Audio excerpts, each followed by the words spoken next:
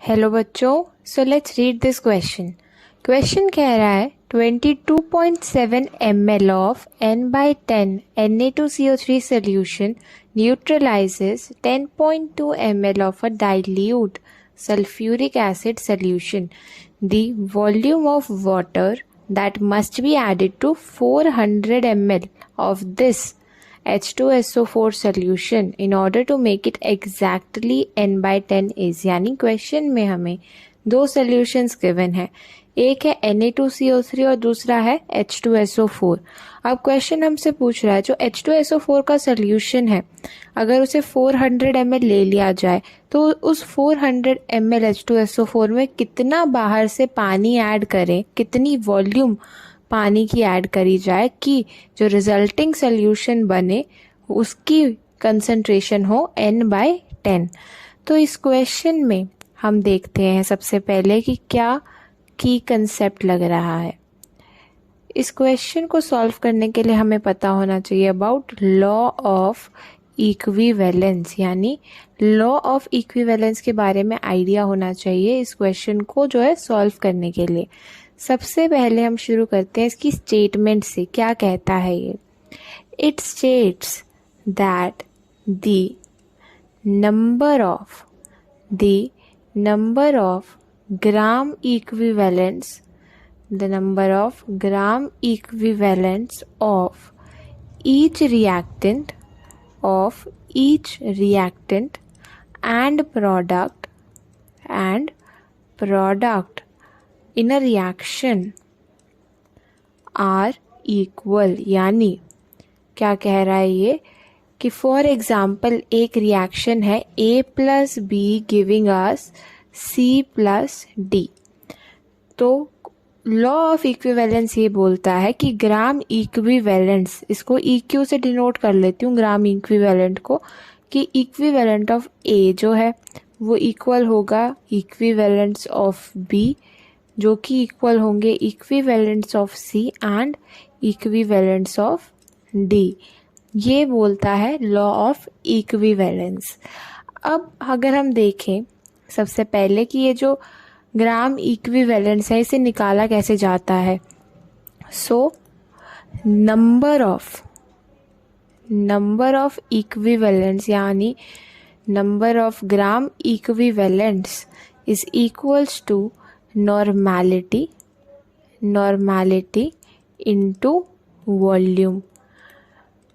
अगर हम, ये होता है पहला तरीका नंबर ऑफ इक्विवेलेंट निकालने का। इसी तरीके से आगे थोड़ा और फॉर्मलाइज करने के लिए क्या कह देते हैं कि नॉर्मैलिटी होती है molarity into n factor into volume, और फर्दर मोलारिटी होती है moles by volume into n factor into volume. तो ये वॉल्यूम कट जाता है, यहाँ से हमारे पास आता है number of equivalents is moles into n factor. यानी ये भी एक तरीका है इक्विवेलेंट निकालने का। तो हमारे पास ये दो तरीके आ गए हैं नंबर ऑफ इक्विवेलेंट्स निकालने के। अब हम एक बार ये देखते हैं, एक क्वेश्चन माइंड में आ रहा है कि ये इक्विवेलेंट्स की क्या नीड पड़ी। हम जो है एक रिएक्शन को, और जिसमें रिएक्टेंट है प्रोडक्ट है, उसको हम मोल्स की टर्म्स में डिफाइन कर लेते थे। फॉर एग्जाम्पल अगर हम देखें कि एक रिएक्शन है N2 + H2 is giving us ammonia, तो इस इक्वेशन में अगर हमें इस इक्वेशन को डिफाइन करना होता है तो हम क्या करते हैं, सबसे पहले हमें इस इक्वेशन को बैलेंस करना पड़ता है। यानी कुछ इस तरीके से ये इक्वेशन बैलेंस हो गई है तो हम क्या कह सकते हैं कि 1 मोल नाइट्रोजन रिएक्ट करता है 3 मोल हाइड्रोजन के साथ और हमें मिलता है 2 मोल अमोनिया। तो मोल्स की टर्म में अगर हम डील करें तो हमें क्या करना पड़ेगा, हर रिएक्शन लिखनी पड़ेगी, हर रिएक्शन को फिर बैलेंस करना पड़ेगा, उसके बाद हम उसमें से इंफॉर्मेशन निकाल सकते हैं। इसलिए इस चीज़ को इजी करने के लिए प्रैक्टिकल टर्म्स में इक्विवेलेंस की इम्पोर्टेंस आई, इक्विवेलेंस की ज़रूरत पड़ी। Equivalence on the other hand क्या बोलता है कि आप कोई भी रिएक्शन ले लो, कुछ भी रिएक्टेंट ले लो, हमेशा उनके इक्विवेलेंट्स जो है इक्वल रहेंगे। यानी अगर इसी रिएक्शन की बात हम करें तो मोल्स के लिए तो हमें 1, 3, 2 यानी अलग अलग मोल्स हैं सबके रिक्वायर्ड। लेकिन अगर इसी रिएक्शन की इक्विवेलेंस के टर्म में आप बात करेंगे तो इक्विवेलेंस N2 के जितने चाहिए होंगे उतने ही इक्विवेलेंट्स ग्राम इक्विवेलेंट हमें H2 के चाहिए होंगे और उतने ही ग्राम इक्विवेलेंट्स जो है NH3 के फॉर्म होंगे। यानी हमारे लिए वर्क करना इजी हो जाता है इक्विवेलेंट्स की टर्म में रादर देन मोल।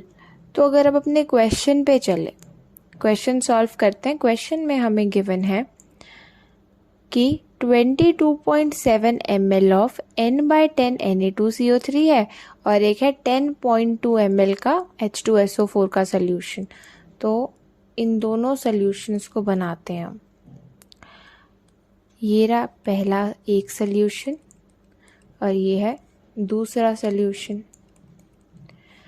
ये है हमारा फर्स्ट 22.7 ml और N/10 Na2CO3 का सोल्यूशन और ये है हमारा 10.2 ml का H2SO4 का सोल्यूशन। और यहाँ H2SO4 की हमें नॉर्मेलिटी गिवन नहीं है, तो हम क्या कह सकते हैं कि ये दोनों रिएक्ट कर रहे हैं Na2CO3 और H2SO4।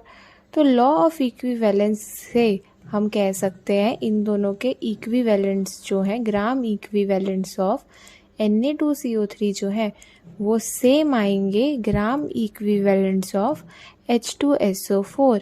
और हमने अभी देखा था कि इक्विवेलेंट्स को लिख सकते हैं normality into volume Na2CO3 equals to normality into volume of H2SO4।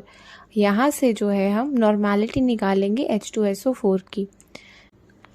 तो अगर हम देखें नॉर्मेलिटी Na2CO3 की है 1/10, वॉल्यूम ऑफ Na2CO3 है 22.7 ml and normality of H2SO4 हमें निकालनी है और वॉल्यूम हमें गिवन है 10.2 ml। यहाँ से हम देखेंगे कि जो नॉर्मेलिटी है H2SO4 की वो आएगी 22.7/10 इंटू 10.2 नॉर्मल। इसको अभी ऐसे ही छोड़ देते हैं, बाद में इसे सॉल्व कर लेंगे।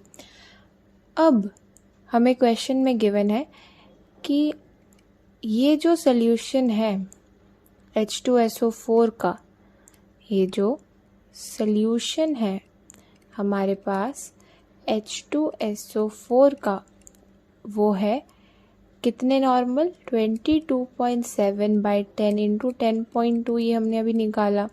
इसका 400 ml ले लो और अब वो बोल रहा है कि इसमें जो है वाटर डालना शुरू करो।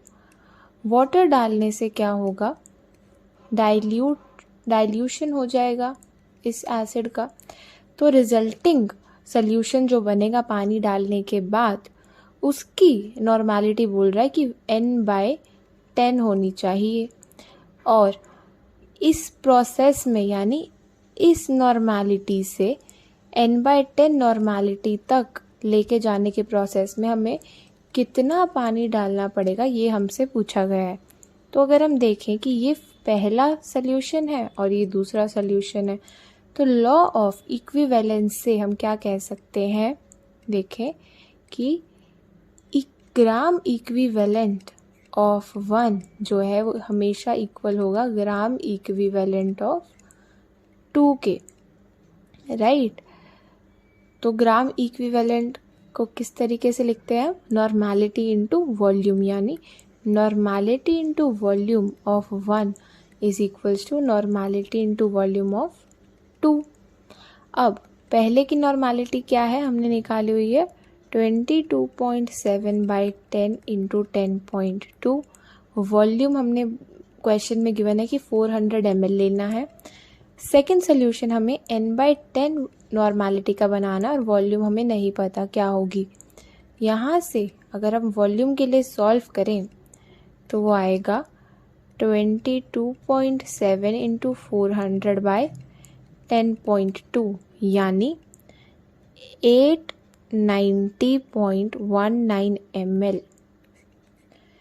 क्या मतलब हुआ कि जो सेकंड सॉल्यूशन हमारा बना है n/10 नॉर्मैलिटी का, उसकी टोटल वॉल्यूम है 890.19 ml। ये हमने निकाली है। तो क्वेश्चन में हमसे पूछा गया था कि हमें वाटर कितना ऐड करना है। तो वाटर कितना ऐड करना पड़ेगा, पहले वॉल्यूम थी 400, अब वॉल्यूम है 890.19 ml। तो उसमें पानी कितना ऐड करना होगा वो हम सब्ट्रैक्ट करके निकाल सकते हैं। तो हम देखें कि वाटर एडेड, कितना पानी ऐड किया होगा, water added is equals to 890.19 minus 400, यानी 490.19 ml। इसको राउंड ऑफ अगर हम करें तो लिख सकते हैं सिंपली 490.2 ml पानी जो है हमें डालना पड़ेगा H2SO4 में, ताकि उसकी जो फाइनल नॉर्मैलिटी बने वो n/10 हो। So the correct answer of this question is option 1। I hope सबको ये सोल्यूशन समझ में आया होगा। Thank you very much and all the best.